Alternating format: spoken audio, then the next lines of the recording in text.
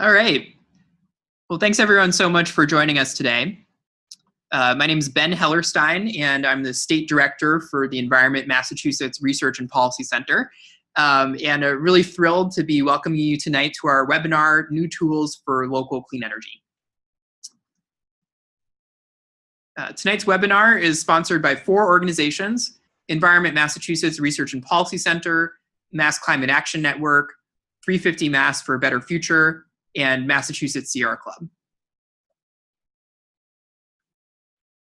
So I'm going to say just a few words about why we're hosting tonight's webinar and why we think local action on clean energy is so important, and then we'll get into the rest of the agenda for tonight.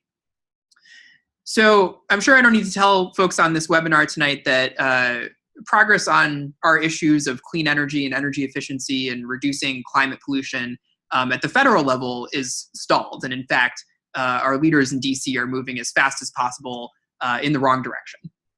At the same time, the challenges posed by our dependence on dirty energy are growing more and more urgent every single day.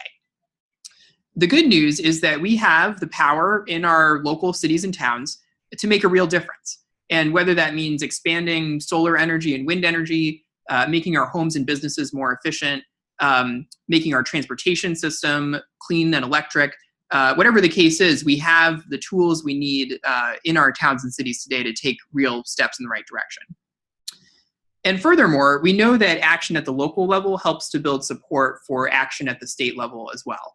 And to really accomplish the scale of the transition we need to see in the coming decades, from fossil fuel dependent economy to a 100% clean renewable economy, we're going to need our officials at the state level to take more ambitious actions to move us in the right direction. We know from experience that when cities and towns in their district are speaking up, legislators are more likely to make this issue a priority. So the groups that are sponsoring tonight's webinar are all part of a coalition called Mass Power Forward, which many folks in the webinar probably are already familiar with.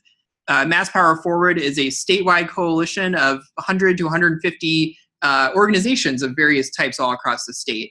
Environmental organizations, civic organizations, clean energy, religious, faith groups, social justice groups, who are all working together to create a clean and renewable energy future for Massachusetts.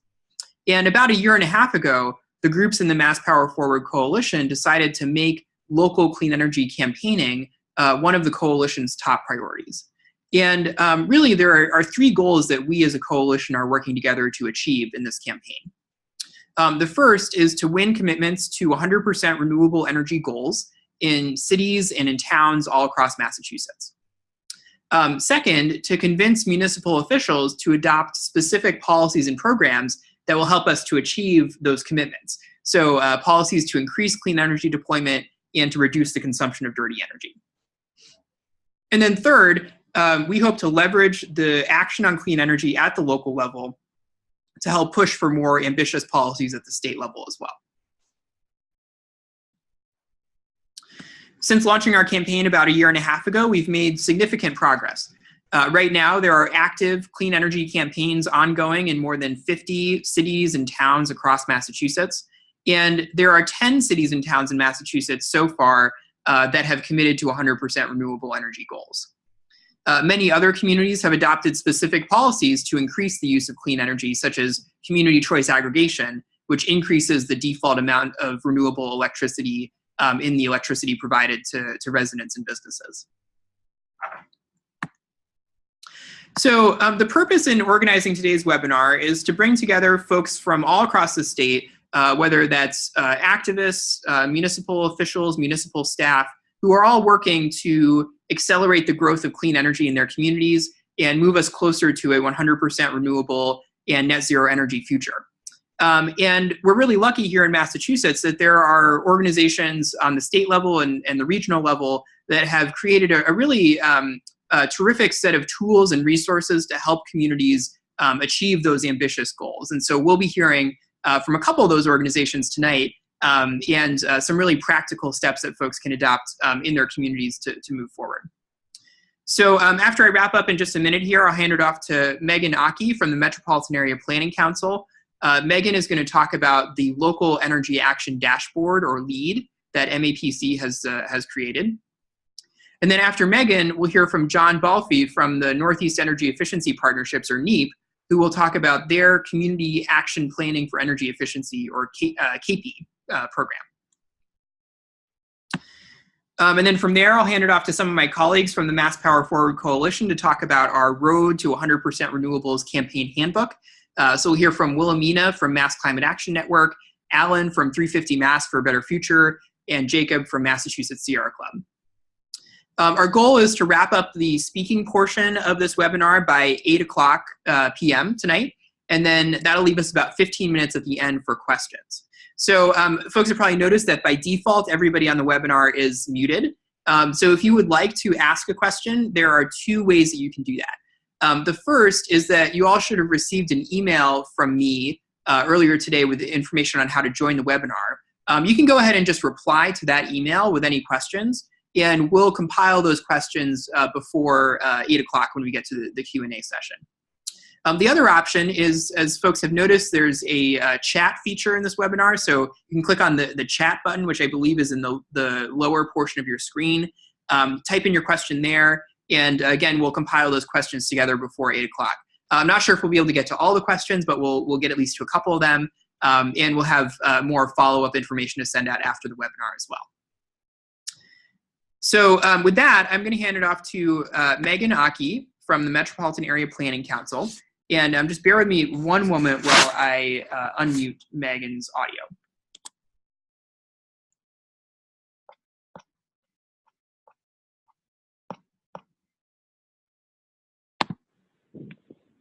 All right, Meg, you should be unmuted now. Awesome. Thanks, Ben. Can you hear me okay? Yep, we can hear you. Okay, great. Well, thank you everyone for tuning in on a Monday evening. It's really excited to see so many people excited about getting more local action going in their communities on clean energy. So my name is Megan Aki, and I'm a clean energy analyst at the Metropolitan Area Planning Council in Boston. And today I'm going to provide you guys with some information about how cities and towns can work with MAPC more broadly on clean energy projects, get into some specifics about how you can use our new local energy action dashboard that we launched this past fall, and also give you a couple of quick updates on some of the net zero resources and our plans for future resources that we're working on for communities to give them a set of tools to help them go out and start to do net zero planning in their communities. Next slide. So for those of you who aren't familiar with MAPC, we're the regional planning agency that serves the 101 cities and towns in the greater Boston area. We're broken up into a couple of different sub-regions. We're one of 13 regional planning agencies across the state. Our work focuses on a wide range of planning areas, from transportation planning, housing. We have a government affairs team, public health. So we're focused on a lot of different areas. I work in our clean energy department, which in the past couple of years, with all the action that's been happening at the local level and at the state level, we've grown from just one staff person, an intern, to 6 full-time staff and a couple of interns as well. Next slide. So our clean energy work really falls into 3 main areas that we work on with our member communities. Much of our work really strives to advance regional solutions and projects. So some examples of how we're working on this with communities are our regional solar initiative, in which we bring together municipalities to procure solar PV installations. I also work on coordinating group purchasing programs for clean vehicle technologies, so electric vehicle charging stations and hybrid electric conversions for vans. So we're working on a wide range of areas where we bring communities together to access clean energy technology. Next slide. We also work with communities to do climate and energy planning. So this encompasses a wide range of areas of work. So anything from collecting data, creating baselines, and developing action plans that have strategies to achieve either energy reduction or emissions reduction goals in communities locally. Next slide. And lastly, we also do a lot of work one-on-one with communities in our region to help build capacity locally for energy projects. So this includes assistance from helping them with the grant applications, supporting communities through procurement processes to help them save time and money, and developing educational materials and facilitating opportunities for communities to connect with each other on topics of clean energy. Next slide. So this past year, MAPC has been focusing a lot more on how to build out resources to support communities in setting and working towards ambitious climate goals, like a net zero goal or 100% renewable energy goal. This October at our Net Zero Forum, we launched a suite of online resources that have information on net zero definitions, an overarching planning framework, some case studies, and other best practices for setting net zero goals. So one of our main goals with these net zero resources was to demonstrate how there's a lot of different ways you can approach net zero and how you can start setting these ambitious climate goals by striving towards it in different approaches that are suited for communities of all sizes and capacities. These best practices that you see up on the slide for net zero process are pretty non-linear. So we wanted to give folks some best practices on how to start approaching the process, but make it a flexible process where you can really start in your community where there's the most momentum and energy to get going. So in terms of recruiting support from your community and pursuing a commitment, Ben's talked about some of that, and Mass Power Forward has a lot of great resources that can help you with those areas. Today, I'm really going to focus on some tools to help you with the data gathering and starting to think about holistic planning throughout the stages of the net zero process. So first, with the data gathering, this is a really important step in the process and can take on different scales depending on what best meets the needs in your particular community. You have a lot of resources available. Doing a comprehensive greenhouse gas inventory to start benchmarking your progress across all sectors and setting really quantitative goals might be the right approach. If you have less resources available to dedicate to this kind of work, as a lot of communities in our region are kind of in that situation, you can use a lot of the data that is already readily available in tools that we're going to talk about today to inform and target your community programs to reduce energy use and GHG emissions more strategically. So MAPC launched the Energy Dashboard this fall, and we see this as a tool that hopefully can help start some of these conversations about energy use in your community. Next slide, please. So just to provide a little context on how the Energy Dashboard came to be, I wanted to tell you a little bit about our Local Energy Action Program. So since 2013, MAPC has been working with communities to establish these community-wide energy use baselines. So not only looking at municipal energy consumption in the municipal buildings, but looking at residential, commercial, and industrial building energy use. As many of you might know from your experiences, until more recently, getting this community-wide energy information from your utilities has been a sort of difficult process. So to kind of break down some of these barriers, MAPC developed a methodology to estimate energy consumption across the community using federal and state data sets that are publicly available to provide communities with a sort of static estimated baseline of their energy use in homes and businesses so that they could start using that information to strategically plan out what types of programs they would implement in their communities. Next slide. So at the end of this analysis that we would do with communities through our LEAP program, we would provide communities with a document that outlines information about their community's energy consumption and provide strategic recommendations on how they can start reducing this. But over the years, we've started working on ways to bring this information to more communities, not just in MAPC's region, but across the state, in a more efficient and online format that would allow cities and towns to, and their residents to start interacting with data in more helpful ways. Next slide. So that brings me to our local energy action dashboard, which is sort of the culmination of all this work we've been doing with communities on estimating community-wide energy use. And now I'm going to walk through sort of a deeper dive on how you can start using the energy dashboard today. And if you want to take a look more in depth and play with it, you can go to lead@mapc.org on your browser or on your phone to take a look at some of the information in your community. Next slide, please.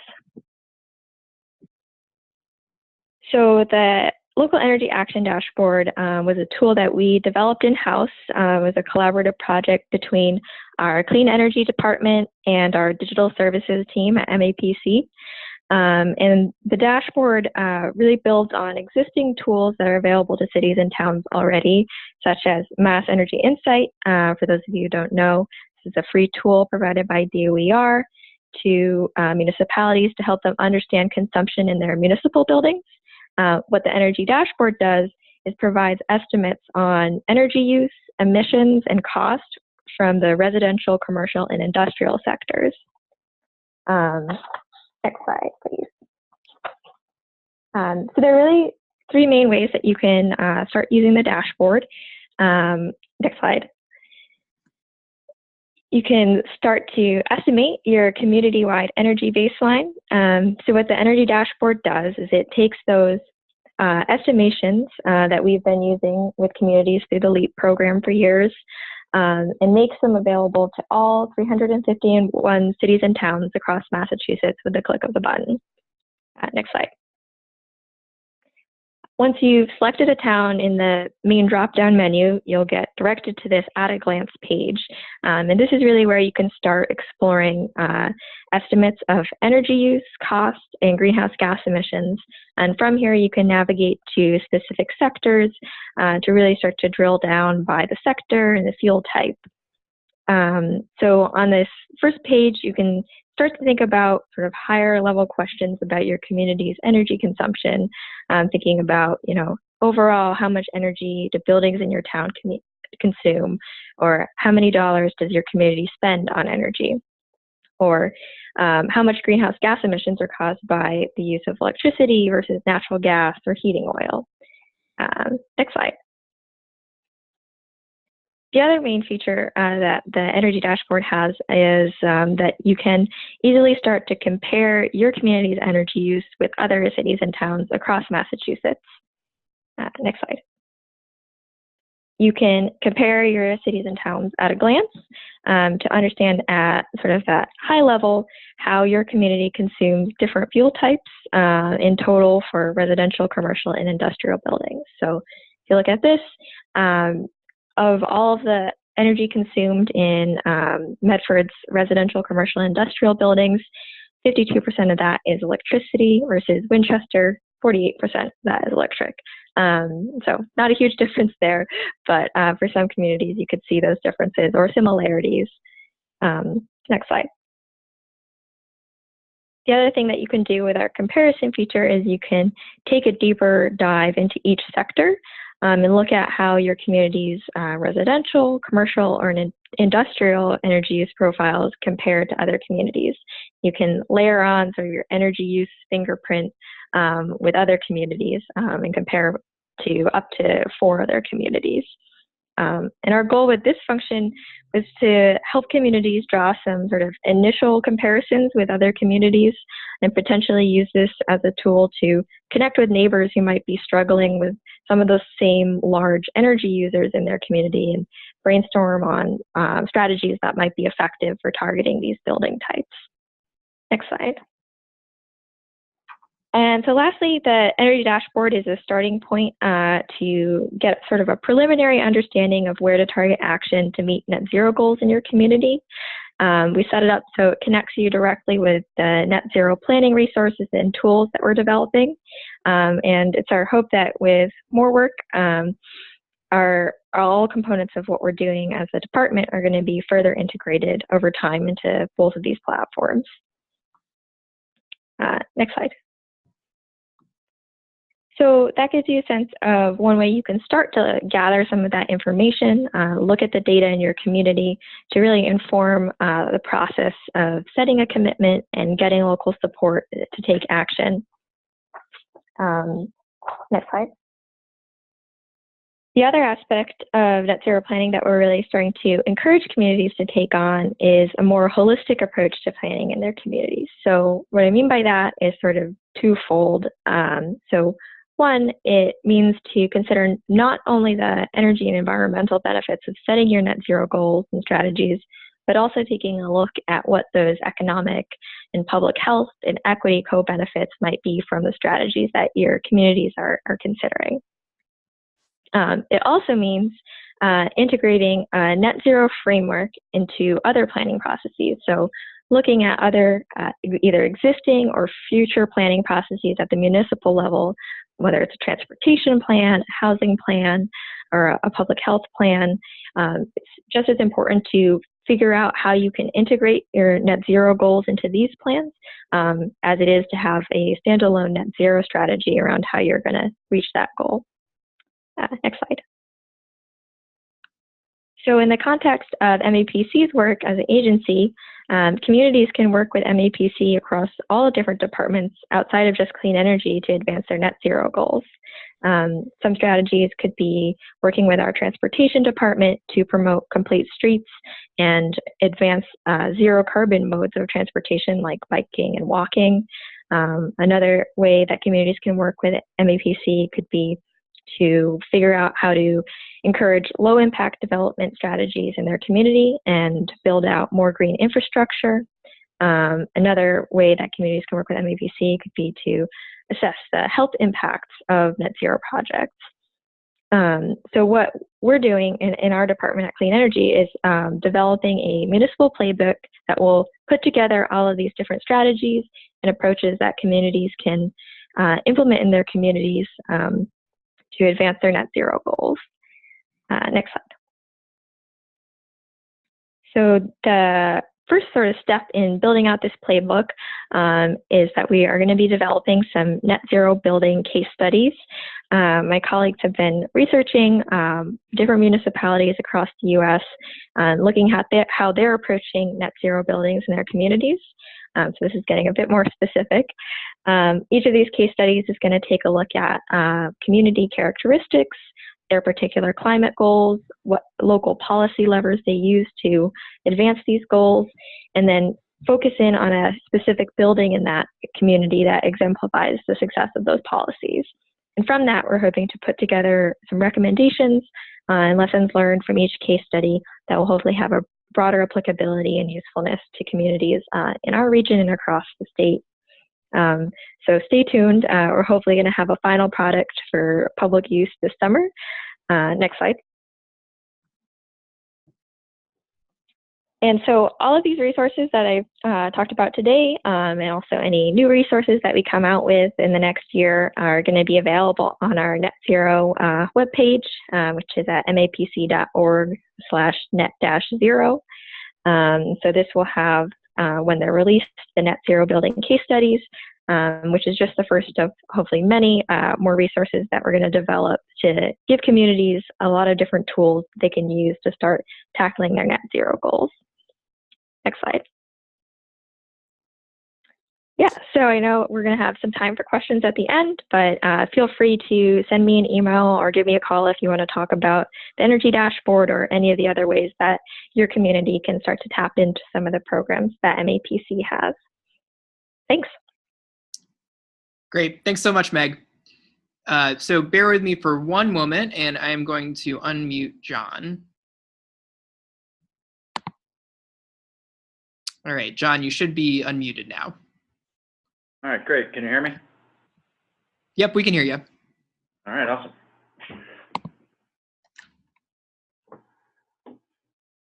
All right, so thank you, Ben, and to all the other sponsoring organizations for the opportunity to speak with you all tonight.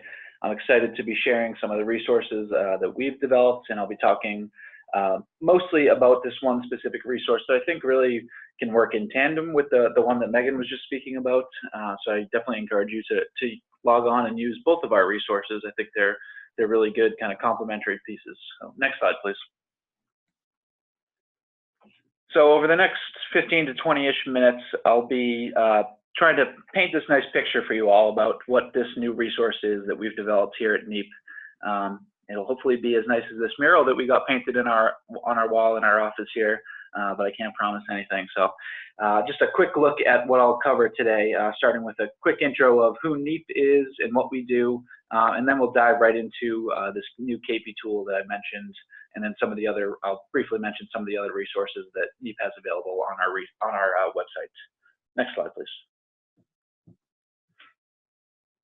So just jumping right in, NEEP, or Northeast Energy Efficiency Partnerships, we're a regional nonprofit organization committed to improving energy efficiency in the Northeast and Mid-Atlantic regions. So we work everywhere from Maine, New Hampshire, Vermont, down to DC, Delaware, and recently West Virginia actually became part of our territory as well. So we're doing some work there.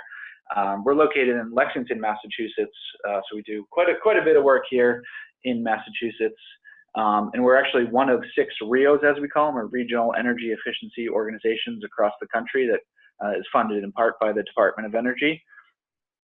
So we work in a few different kind of bucket areas, as we like to call them, but for the purpose of this presentation, I'm going to be focused on pretty much our public building initiatives specifically, just to give you a kind of a brief idea of some of the things that we've been involved with here in Massachusetts. A couple of years ago, we held a high performance school summit out in Maynard, Massachusetts, and then we're working currently with various communities in the state for some help with their school construction process. So that just gives you kind of a brief overview of what we do. So next slide, please.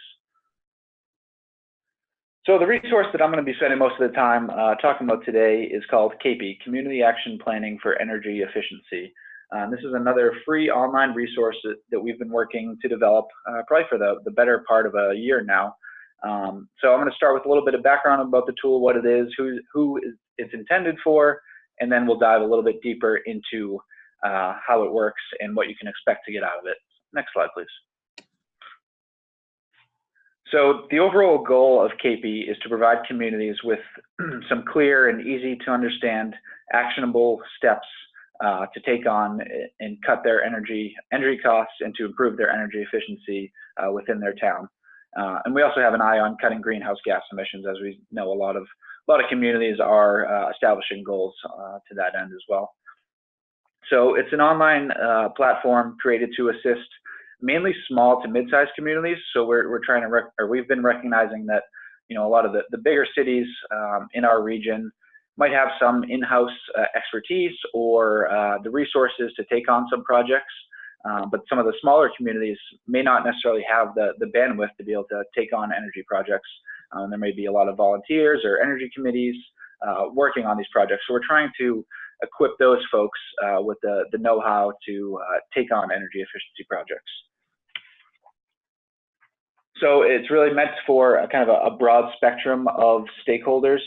Like I mentioned, energy committees is a big portion of it, facility managers, town administration staff, or just an interested citizen that wants to log on to the tool and come up with an action plan for their town. And it's really meant to help towns regardless of their current status. So whether they've undertaken some benchmarking initiatives or maybe they've worked on doing some energy efficiency upgrades in one of their town buildings, or if they haven't done anything at all and they're just looking to jumpstart some initiatives in their town, the KP tool will provide information for you. So lastly on this slide, I want to mention that the tool was developed with tons of input from some of our regional stakeholders. We put together a small task force that helped us kind of guide the project along the way, people that work in small communities, or people, we had somebody representing a planning commission down in Pennsylvania. Some utility programs were involved. So it really is meant to tackle some of the issues that we're seeing kind of across the region in communities. Next slide, please. So as I said, it's been the result of a lot of stakeholder engagement and discussions that kind of highlighted some key challenges or barriers being faced in communities today. So really, this tool wasn't created in a vacuum. So a couple of those main challenges that I'll just mention here quickly. First, we heard a lot of communities were just kind of overburdened by the sheer amount of information out there applicable to energy efficiency projects. So they didn't know where to go for reliable information, or if they were working with an ESCO or their architect on a specific project, they didn't know if they were getting the best information for them. That's one thing that we kind of heard over and over again. Another thing that we heard was that towns don't necessarily know how to get started or what first steps they should be taking. We always say that it's important to start with benchmarking your town's buildings, but if you don't have a building inventory, then benchmarking can be pretty difficult. So, what first steps does a town take was another challenge. And then kind of this third one here, there are plenty of other challenges that I could talk about, but these are really just the top three that I wanted to highlight. The third one being getting buy-in and creating a plan. Oftentimes communities have to work across a broad range of stakeholders to get buy-in and to get approval for projects, the different decision makers that they have to bring into the process. That can be a major issue. So it was really these three challenges that we see a lot, and this kind of went into how we ended up designing and organizing KP. So we wanted to get people information in the easy to understand, kind of actionable format. We wanted to outline key first steps and understand, where communities are now, and then what they should be taking on next. And then lastly, kind of that dashboard style overview is a way to get a quick snapshot of, maybe where a community is at currently and what next steps they should be taking, and a way to kind of pass along that information from one stakeholder to another, and really just get that broad buy-in that is so critical. Next slide, please. So how it works, I hope everyone will log on today and check out the tool itself, but I want to give kind of a brief demonstration of how a user can walk through the process and what they can expect to get out of it. So my next few slides will walk you through the layout and the functionality of KP. Next slide, please. So upon going to the KP homepage, which is neep.org/KP, and I think Ben will follow up within the link in the email follow up here. So you'll be directed to this homepage where you can read some more information about KP, including just an overview of what the tool is, the intended audience, some of the items that I've already covered, the purpose of the tool, and then you'll be able to click Get Started at the bottom of the screen. And then once you click on Get Started, you can go to the next slide, please. You'll be directed to this questionnaire form, and at the top of the form is just a brief 2 questions where you'll be asked for your name and your email address. And this is really just for NEEP's own internal purposes. So if we see a number of people selecting or answering one way to a certain question, we'll be able to kind of better understand that, maybe this is an area where we need to hold a webinar, or develop additional resources, or hold an event, or partner with other organizations to kind of tackle one of these issues. It'll also help us by collecting your email address. We'll be able to send you more information if we update some of the modules within KP. We'll be able to reach out to you and say, hey, we know you selected that you're interested in LED street lighting. So here, we've updated this module. Why don't you log back in and check it out for yourself? So that's just really the purpose of collecting that information right up front. But otherwise, on that screen, you will be asked right now. It's a series of 8 questions that kind of just helps us to get, or helps the system really get an understanding of where your community is at. So there'll be 8 questions ranging from kind of the beginning steps, forming an energy committee, doing benchmarking, and then diving into some more project-specific questions about LED street lighting, or building a high-performance school, or doing a major renovation, or existing building strategies to improve energy efficiency. So kind of this broad space of energy efficiency projects that you can take on. So it asks you questions related to that, and then from this screen, once you scroll down, answer all the questions, and then you'll click on Generate an Action Plan. Go to the next slide, please. And from here, you'll get that kind of dashboard style overview that I mentioned. And again, really the purpose of this is to give you is to be able to share this with other people that you're working with, whether it's other folks on your energy committee, or if you want to bring it to another town official that is trying to understand what the town can do to improve its energy efficiency. This is kind of that page that you can show them and say, this is what we've done well, this is what we haven't done well, and these are the things that we need to take on next. So from there, you will be able to generate an action plan. Is kind of this next step on the next slide here. So once you review your dashboard and kind of get that overview of where you're at, you're able to drill down even deeper into some of these specific topics. So really the goal here is to provide information to communities in an easy to understand format, really boiling it down from some of the best resources out there, whether it's from some Department of Energy resources, the EPA, or other like-minded organizations out there that have produced resources to help communities. We try to take a lot of that information and put it into these fact sheets and provide it to communities in really just this simple format and kind of lay out the steps there for them easily, and then links to some additional resources if you want to dive even deeper into those different topical areas. So it's relatively short, so we're not trying to provide these long resources to folks. We want people to read this stuff, and we want them to understand why they should be looking into building energy benchmarking, for example, or to LED street lighting, and then understand kind of the benefits of taking on a project like that, and then some of the necessary steps or the other stakeholders that must get involved. That's sort of the information that we're trying to provide in these fact sheets. And then another thing we're trying to do is in making the business case, providing stats or graphs or data points to kind of back up some of the projects that we're putting out there and saying that you'll see X, Y, or Z energy savings from taking on this sort of project. And I think similar to what MAPC is trying to do with these case studies, show that these projects that you can take on are having real world savings. And to that end, we actually do have a number of case studies on our website that you can check out, from high performance schools to kind of larger community scale initiatives to LED street lighting projects as well. So we have case studies on all that stuff on our website, so you can see some of the possible savings that you could realize from taking on some of those projects.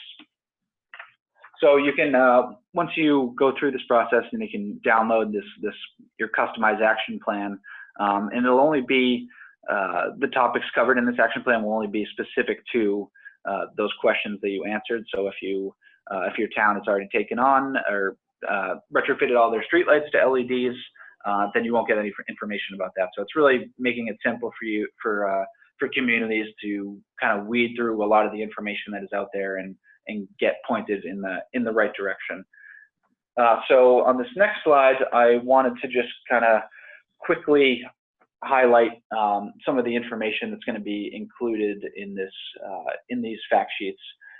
So for benchmarking, as I mentioned, it's really that critical first step to improving building energy performance.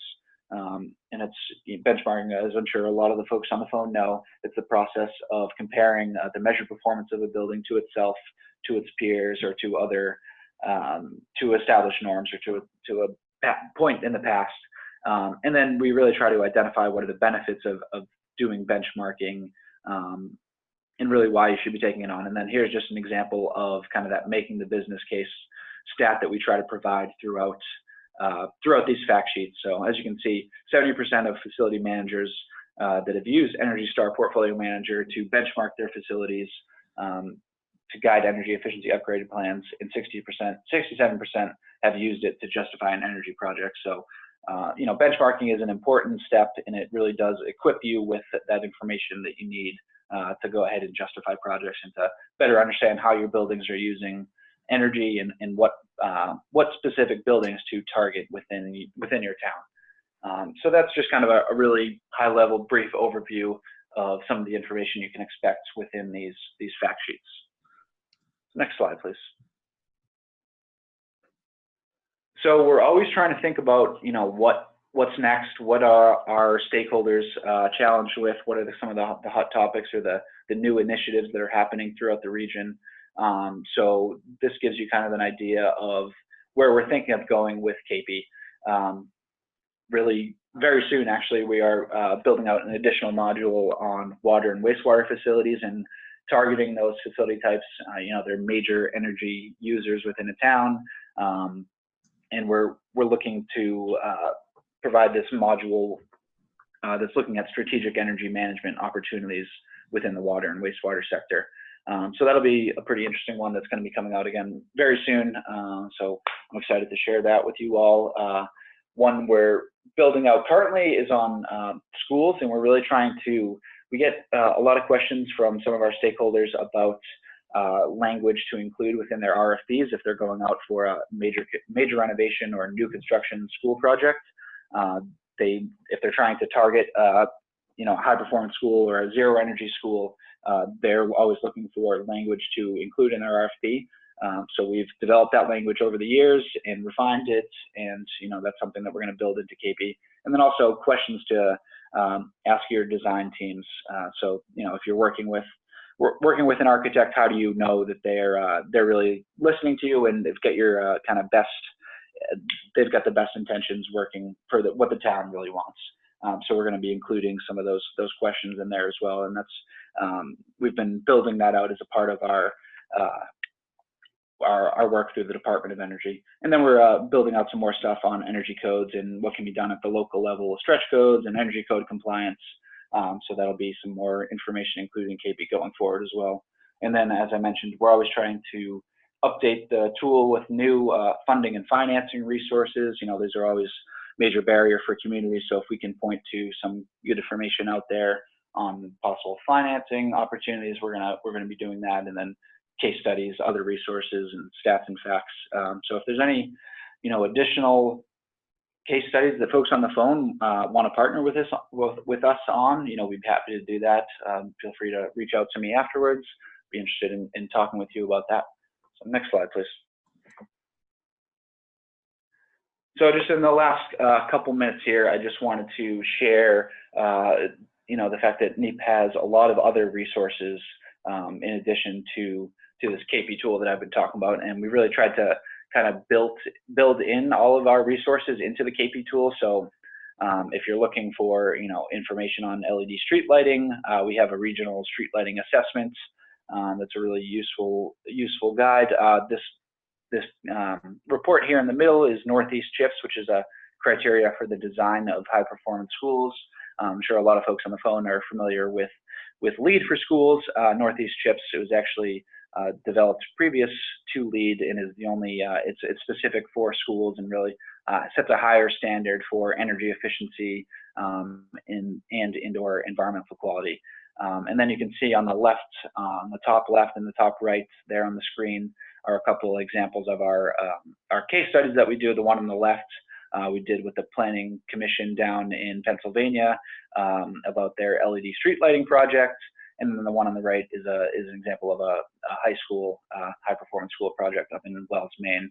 And we have a number of them for Massachusetts as well, if you're looking for kind of that state specific information.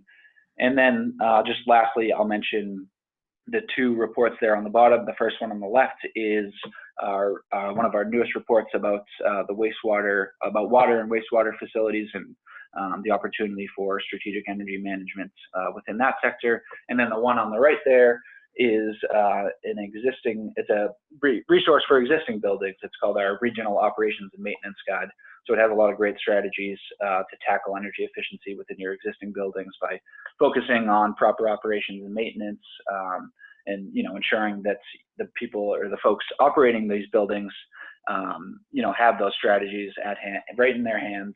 It's really a one-stop shop covering a host of different topics from energy efficiency to recycling to EV charging. So really a lot of information there, and we're looking to do some updates to that this year as well. So definitely encourage you to log on to our website. All of our resources are free. We have some additional stuff on specific technologies, air source heat pumps, for example. We also have stuff for the residential sector. So there's really kind of a lot of different stuff, and I'd be happy to point you in the right direction if you have any questions on some of that stuff. So I think next slide, please. So yeah, I think that's about it for me. I just wanted to share this last slide, you know, in case anybody has any questions or comments, feedback on, you know, what we can do differently with KP, or things that you'd like to see included in the future editions of KP. I'd love to hear that. So please let me know. There's my email address right there, and you can reach out at any time with any questions. So thank you. Great. Thanks so much, John. All right, so now we are going to hear about the Mass Power Forward Road to 100% Renewables Campaign Handbook. So we have a couple of speakers lined up for this portion. So we're going to start off with Wilhemina from Mass Climate Action Network, who will walk through the clean energy checklist, as well as some of the fact sheets and specific recommendations that are in the handbook. And then Alan is going to talk about the 100% renewable energy commitment resolution that many communities have passed so far, and what that looks like. And at the end, we're going to hear from Jacob, who is going to walk us through the new website that will soon be rolled out on the Mass Power Forward page, with a more elegant and easy to understand presentation of all these great materials and resources. So I'm going to unmute Wilhemina as well as Alan right now, just in the interest of saving time. So hopefully we'll be able to hear everybody all right. All right, so I believe Wilhemina and Alan should now be unmuted. We are. I am unmuted, so I'm gonna go through the slides. Hi everyone, my name is Wilhemina Agbemakplido. Oh, Wilhemina, if you could speak just a little bit louder. You're coming in a little bit faint there. Okay, is this loud enough? Yeah, that's better. Thanks. Okay. Hi everyone, my name is Wilhemina Agbemakplido. I'm the Clean Energy Program Manager at MCAN. And I'm going to give a brief overview of what MCAN is and what we do. Next slide, please. Next slide. So MCAN was founded in 2000, and we are essentially a network of local groups that are taking action on climate.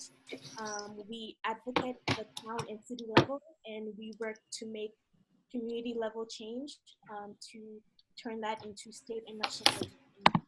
Next slide, please. So MCAN and our colleagues at Mass Power Forward came together and put together the local clean energy toolkit. And in the toolkit, we have a local clean energy assessment, which is the checklist. We also have fact sheets for each policy recommendation. This includes like links to useful websites and resources. We also have sample resolutions. So if you think of a project you want to do in your town, we can provide language for you. We also have webinars to sort of share knowledge and resources. And we have sample campaign materials. So if your local group decides on a project, we can provide language around how to do your petition, how to do your sign-on letter, and your op-eds, etc. So next slide, please. Well, I mean, I think you're fading out again a little bit, so if you could speak just a little louder. Okay, I'll try to speak as loud as possible. Sorry about that. That's all right, thank you. Okay, next slide. So the first step to using the toolkit is to build a team. So if you have people in your community who are as committed to clean energy as you are, you can find them. Next slide. And then you can do the checklist. The checklist is supposed to be a framework that can sort of help you walk through the energy landscape of your town. And so the first step to using the checklist is to sit down with a town manager or an elected official. And this checklist can help you find out what has been done in your town. And it can also help you score your town. And that score will place you in either a beginner level town, an intermediate level town, or an advanced town. And the checklist can also help you think about what is possible for you to do and what stage your town is. Next slide. So yeah, when you want to use the checklist, you can sit down with someone from your town. You can go through the categories and you can check your town's boxes. You will get a score that will place you in either a beginning, intermediate, or advanced town. and then you can work with your team to pick a project that fits your town's energy landscape. Next slide, please. So after you've scored your town, you will either fall into a beginner town. And if you are a beginner town, we have a few policy recommendations. One is that you conduct a greenhouse gas inventory, and this just helps you identify where the largest sources of global warming pollution in your town are.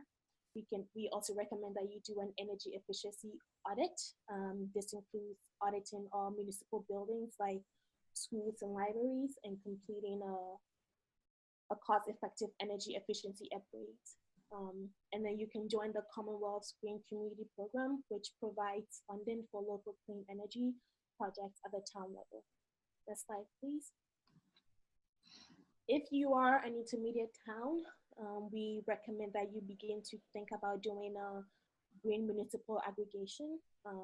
This is where your city or town selects a default source of electricity for residents and businesses. You can also pass a solar-ready bylaw that requires all new buildings to be constructed in a way that allows for rooftop solar panels. And then you can participate in the Solarized Massachusetts program or a Heat Smart program, which helps connect residents and businesses with more affordable solar installations or heat pumps. And then you can double the amount of clean energy that is used in your town by installing wind and solar on municipal buildings.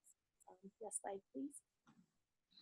So if you are an advanced town, that simply means that you have done a lot of energy efficiency work. And so we recommend that you begin to think about serving renters and low-income households in your community. So this just recommends that you create an energy efficiency program, which helps renters be able to participate in a energy efficiency program.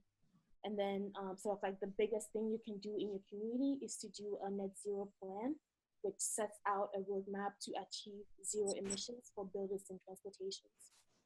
For communities that have already done a climate action plan, we recommend that you update the climate action plan to incorporate environmental justice and equity principles. Next slide, please. So some of you might live in a town that has a municipal light plant, and that means that you're not served by the utilities like Eversource or National Grid.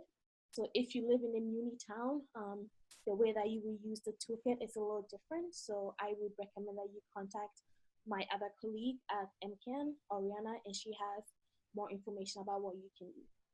So yeah, I am done with my portion of the slides.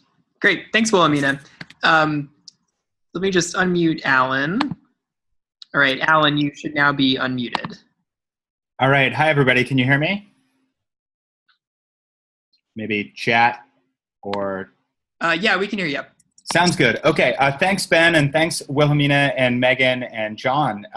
So hi everybody, my name is Alan Palm, and I serve the 350 Mass Network as the Director of Organizing. So I'll be pretty brief here, but just quickly, 350 Mass is an independent affiliate of 350.org, the global and national organization. And our mission is to build the grassroots climate movement in Massachusetts in solidarity with that global movement. So in Massachusetts, there's 16 350 Mass nodes across the Commonwealth, and most nodes encompass multiple towns. Our volunteers run campaigns for 100% renewable energy in the cities and towns. Together, we advocate for state legislation alongside the Mass Power Forward Coalition, and we carry out narrative-changing actions like the People Over Pipelines March, the Stand Up Charlie campaign, and these campaigns to challenge the powerful interests that are continue to advocate for fossil fuels to solve our energy issues. Can you move to the next slide, please, Ben? So I'm going to talk about 100% renewable energy resolutions, so these non-binding resolutions. So why pass resolutions for 100% renewable energy? So these resolutions are intended to establish the why. Why are we doing this? And the urgency and the goal for all of the actions that will follow. As Ben stated at the beginning of this call, we all know the context. Our federal government is on the side of the fossil fuel industry. And this relationship isn't new. It's been going on for decades and delayed real action on climate change, so that we're currently far beyond already safe levels of CO2 in the atmosphere. And so that's why we need to transition to renewable energy as quickly as possible. And it's up to cities and towns to lead the way. So these resolutions are really important for establishing a shared understanding of the problem amongst local leaders and elected officials. So these resolutions can take on a few different forms, and I'll talk more about that, but it's about really establishing the context and the goals. And some of these resolutions establish clear benchmarks, and other ones are more vague and just say that we want to do this as soon as possible. But these are really essential as a movement building tool. So when in the process of passing a resolution, it's an opportunity to develop relationships with your local leaders and to develop leadership and skills amongst the volunteer leaders in the towns who are carrying this out. And that's really important to build that movement and those relationships so that we can hold our elected officials and our town officials accountable to make all the more difficult choices that are going to follow after we've established this resolution and this commitment to 100% renewables. So those more difficult choices could be like the percentage of renewable energy in an aggregation contract, or whether or not to allow a new pipeline to pass through town. Can you move to the third slide, please? And so this is just a reminder that we are talking about 100% renewables across all sectors, not just electric, but also heating and transportation. And this is possible, and already towns are demonstrating this. So there are towns in Massachusetts like Great Barrington that have municipal aggregation for 100% renewable electricity, and they're already in the process of transitioning their heating system. Next slide. So again, this is the 100% renewable energy resolutions are movement building tools. So they're establishing support for 100% renewable energy locally, which pushes action on the state level and also on the national level. So across the US, over 65 cities and towns have passed these resolutions. And Massachusetts is really leading the way with 10 towns now and cities that have passed resolutions for 100% renewables. Next slide. So as I mentioned earlier, these resolutions can be customized to sort of suit the needs and the story that your town wants to tell. What's consistent about them is the goal of 100% renewable energy. But some of the language can really vary. And Jacob will talk about the examples on the website that you can look at. But some of these towns will establish really specific benchmarks, and others will say as soon as possible. Others will establish goals for the electric sector, and some will establish goals for all other sectors. Some might include specific language about supporting state legislation for 100% renewables, and some might say something specific about not allowing new fossil fuel projects through the town. Next slide. And so finally, there's, as Jacob is going to say more about, is that the organizations in the Mass Power Forward Coalition, and namely Environment Mass, MCAN, the Sierra Club, and 350 Mass, are here to help you with this transition. And in my opinion, some of the best resources out there are from the other local volunteer leaders across the state that have already carried out these successful campaigns and are figuring out how they use these resolutions as leverage to push further action. So that's it for me, and thanks everybody for being on this call and for your commitment to the transition to 100% renewable energy for all. Great. Thanks, Alan. So now we are going to hear from Jacob Stern from Sierra Club. And Jacob is going to walk us through the new version of the Mass Power Forward local clean energy website that he's been developing, which should be a really great resource and starting point for these campaigns. So hand it off to Jacob. All right, thanks, Ben. Just before I get into this really quick, Sierra Club is a grassroots organization. We're based nationally, but I work for the Massachusetts chapter. We have about 3 million members nationwide, and our mailing list in Massachusetts is over 100,000 strong. So we do work with activists, local leaders, and really, anyone who will pick up the phone to try and push for more aggressive climate policies here in Massachusetts. So as Alan and Wilhemina just talked about, we've been working together in this coalition to develop better resources for action around local clean energy initiatives. And one of the barriers that I heard time and time again from folks who engage on these issues is that materials are often hard to find or difficult to parse through. So we, several months ago, decided to take a crack at solving both those problems. So I'm pleased tonight to show a beta version of the online toolkit. It was first conceived about 1.5 years ago. Oops. So basically, how this would work is this you're looking at right now is a beta version hosted on the Mass Power Forward site. It's not live yet. It hopefully will be in the next few weeks or month. It's a place to go if you need resources to take action around any clean energy initiative related to any of the 3 main sectors: electricity generation, buildings/heating, or transportation. And I'm just going to walk through it real fast here. So basically, here's the splash page on the Mass Power Forward site. You can scroll down to access the checklist that Wilhemina spoke about and get a chance to look at where your city or town is now. And some of this is, we tried to make this easy to navigate by adding tooltips, adding helpful text and symbols where we could, better than looking through a large PDF. So there's more resources down here below, and you'll also see MAPC's Local Energy Action Dashboard. We haven't added the KP tool yet, but I have a feeling it will make an appearance soon.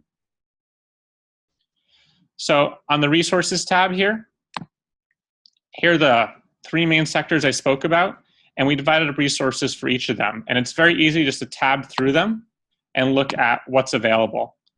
For some things, we are working on developing resources for folks to use, so you'll see an hourglass symbol here. That means it's in progress.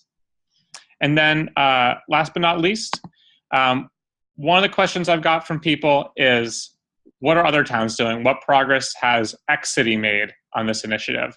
So this is not meant to be a comprehensive look at where cities and towns are, but the idea is we could have some best practices listed here on the site where other cities and towns can refer their local leaders or activists to see what else is being done around the state.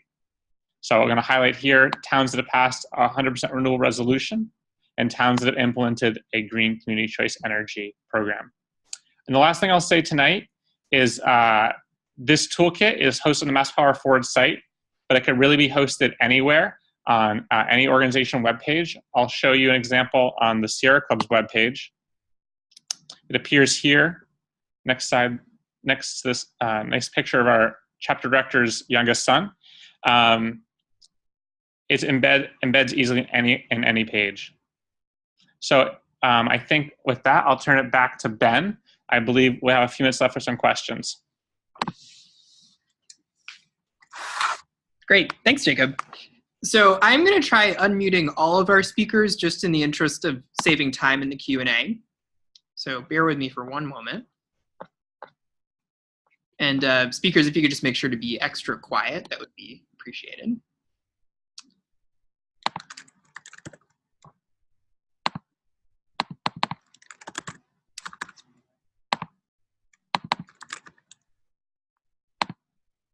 All right, so we've gotten a handful of questions both through the group chat as well as by email.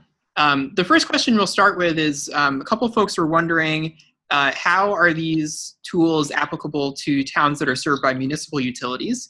So I know Wilhemina already spoke about this just briefly earlier in the context of the Mass Power Forward toolkit. So John and Meg, if you want to chime in on that, that would be great. Sure, yeah, this is Meg.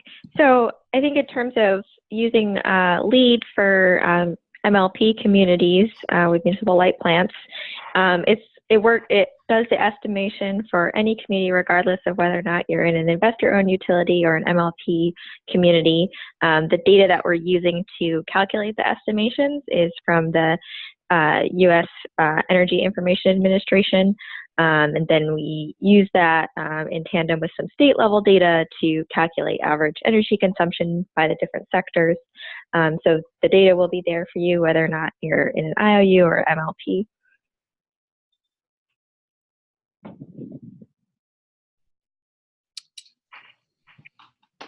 Great. Yeah, I think for the KP tool, it's really, it doesn't matter too much who your utility is. All the resources there are applicable to municipal or, IOUs as well. Just some of the maybe the reimbursements or other things that you can get, obviously that'll be different, but all the resources and tools within KP are applicable to anyone. So. Great. And I would just reiterate that anyone who is a resident of a town that has a municipal utility who is interested in doing more organization and building grassroots support for clean energy in their town, definitely reach out to Oriana from MCAN, and they've been doing really great work around that. All right, so the next question that we'll take is, this is from Laura Height, who asked, how is 100% renewable defined? Does it include biomass, nukes, et cetera? At least when we at Environment Massachusetts say 100% renewable, we mean energy that is virtually pollution-free, inexhaustible, safe, and a wise use of resources. And so for the safe and a wise use of resources, we think nukes don't make the cut for that. So definitely nukes are not part of our 100% renewable vision. And then on biomass, I don't know that we draw a hard line that no type of bioenergy ever would be acceptable, but I think like a lot of other folks, we have a lot of concerns around particularly forest biomass and some of the other solutions that have been put forward that are probably not as environmentally friendly as they are often portrayed. All right, so the next question, someone was asking how municipal energy use is accounted for in the LEED tool. So Meg, do you want to take that one? Yeah, sure. So municipal energy use would not be directly included, or it's not broken out from commercial and industrial energy use. So the estimations are based on the number of commercial businesses and number of industrial businesses within a municipality. So right now, the dashboard doesn't have municipal energy use displayed in it. So we haven't yet incorporated that, but right now municipalities can look at their municipal energy use using the Mass Energy Insight tool that DOER has available. Great, thanks, Meg. All right, so the next question, someone was asking, how do we approach small or mid-sized businesses about greening up their operations on a local level? Does anyone have any thoughts about resources or ideas for approaching small to mid-sized businesses and communities?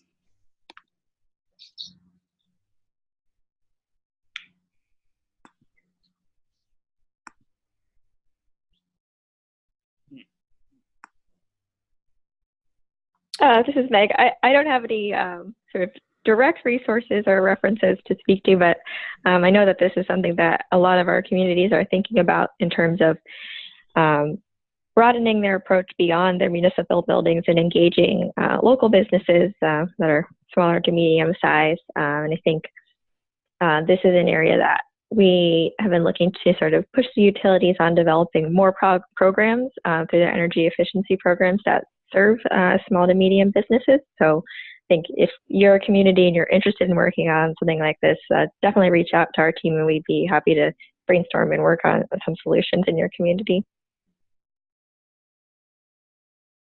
Great. And John, does NEEP have any resources that are relevant to small or mid-sized businesses?